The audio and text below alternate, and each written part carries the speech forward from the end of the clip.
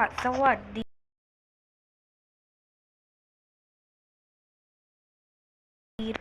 ซึ่งผมก็เพิ่งเล่นครั้งแรกเนาะไม่รู้อะไรว่ามันเล่นยังไง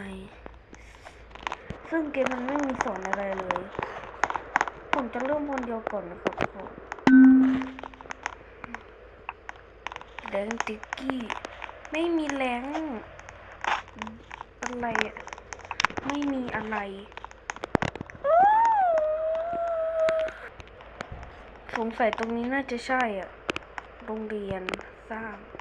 เฮ้ยอยากเล่นคนเดียว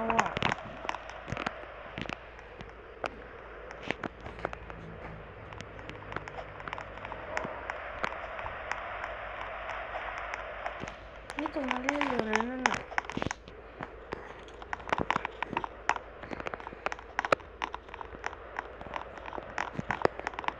อยากเล่นคนเดียวเดี๋ยวทำได้สักทีทุกคนไป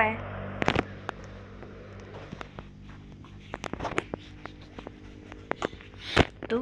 งมาแล้ว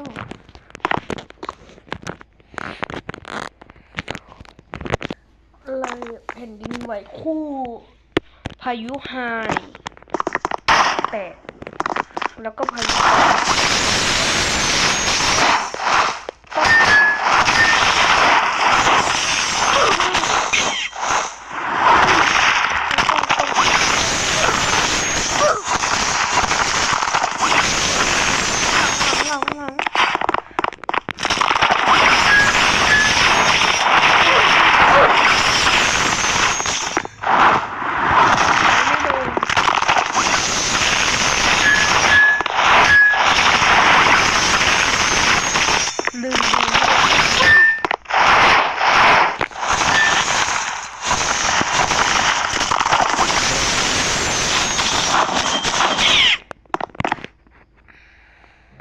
เฮ้ยอย่าออกสิโอเค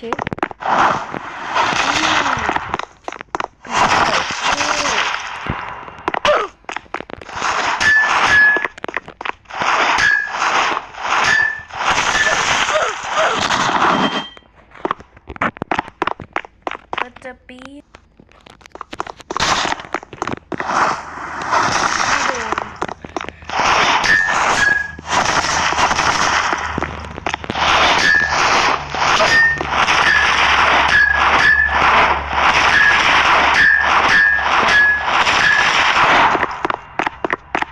โคตรง่าย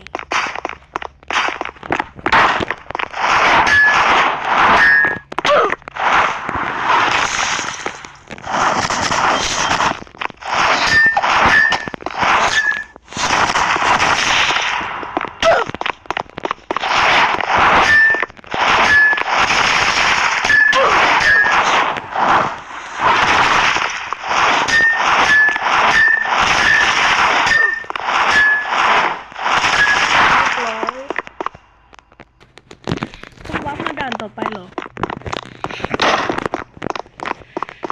ขอทิ้งระยะกระโดดหน่อยไม่ให้กระโดดนะ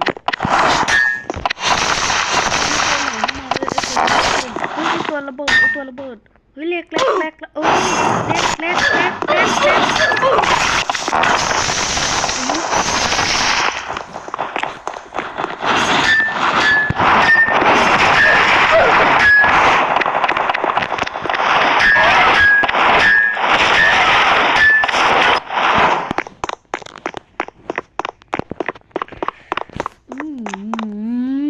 กดผิดเลย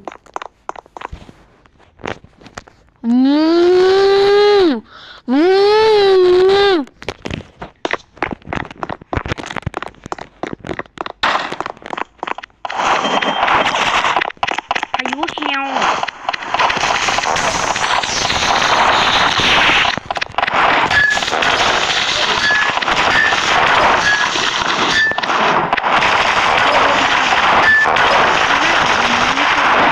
หน้าฉันมุมซ้ายล่างคือหน้าฉัน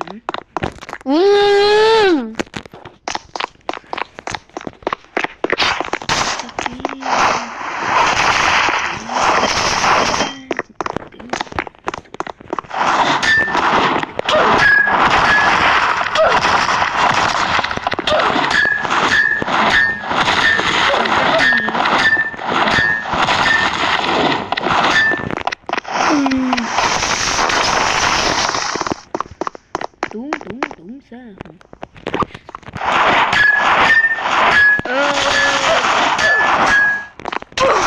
เกมนี้น่าสนุกมาก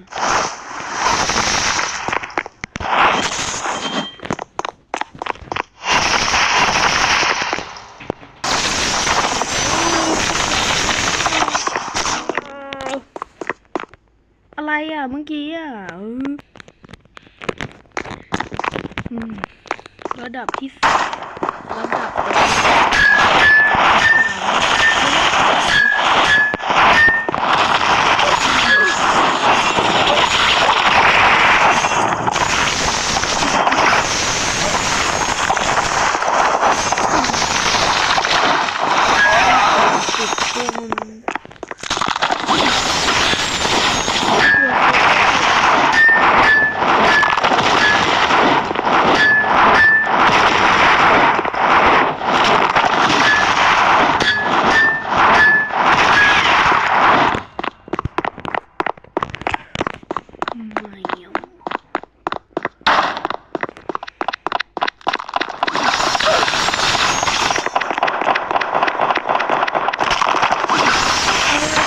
แปลก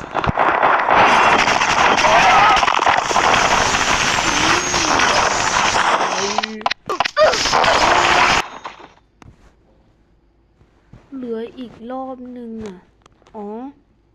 สู้ได้3 รอบเสร็จสักทีเอาอะไรหมดแล้วเหรอของเชียร์ด่านสุดท้ายแป๊บ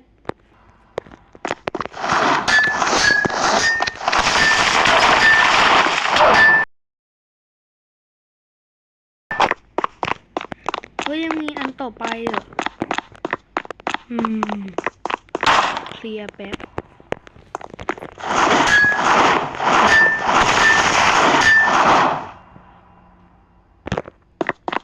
เฮ้ยยังมีอีกขอเคลียร์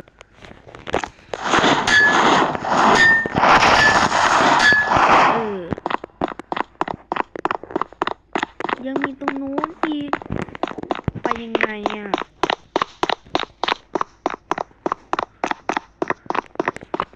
เดี๋ยวไปยังไงตรงนู้นขอหาทางขอหาทางไปแป๊บ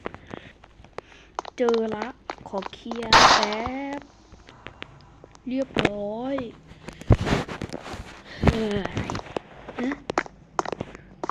อะไรอ่ะ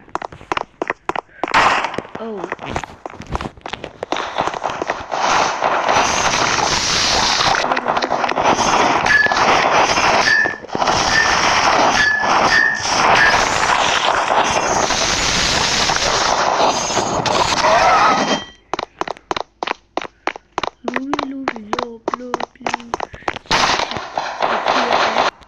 เรียบร้อย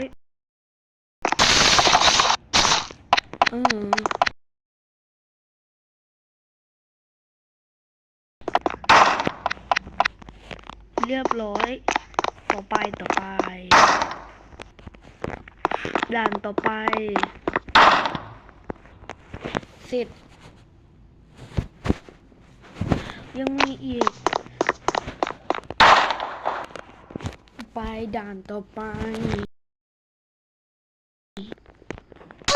ด่านสุดท้ายแล้ว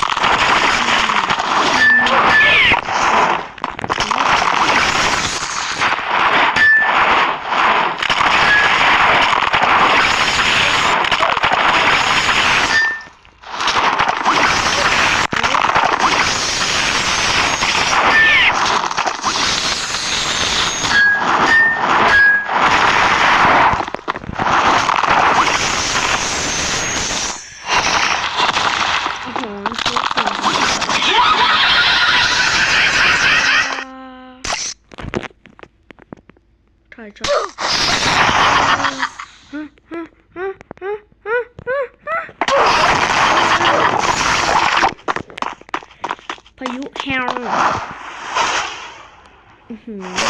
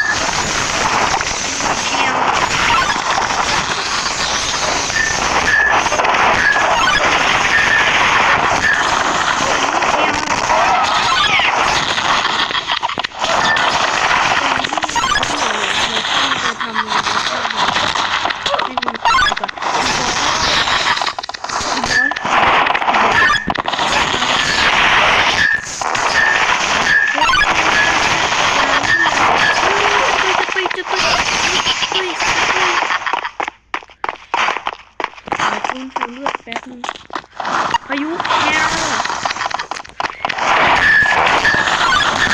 บอสเดือดตัว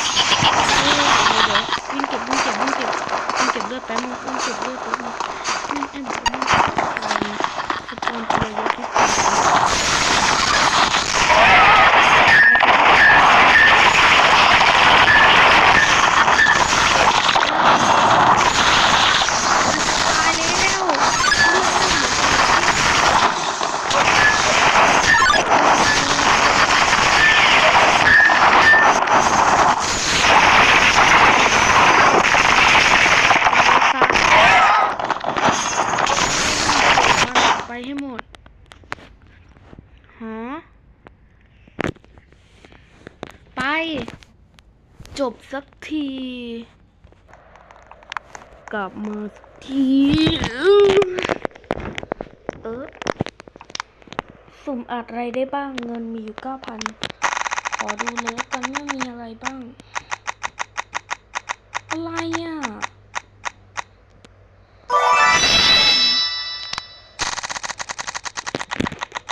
มันมีแค่2 อันนี้เหรอ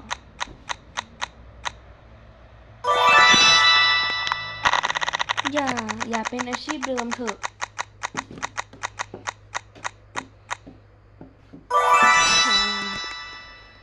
ดีมากโคตรเท่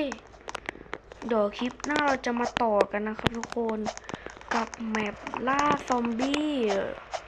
เกมนึงโคตรยาว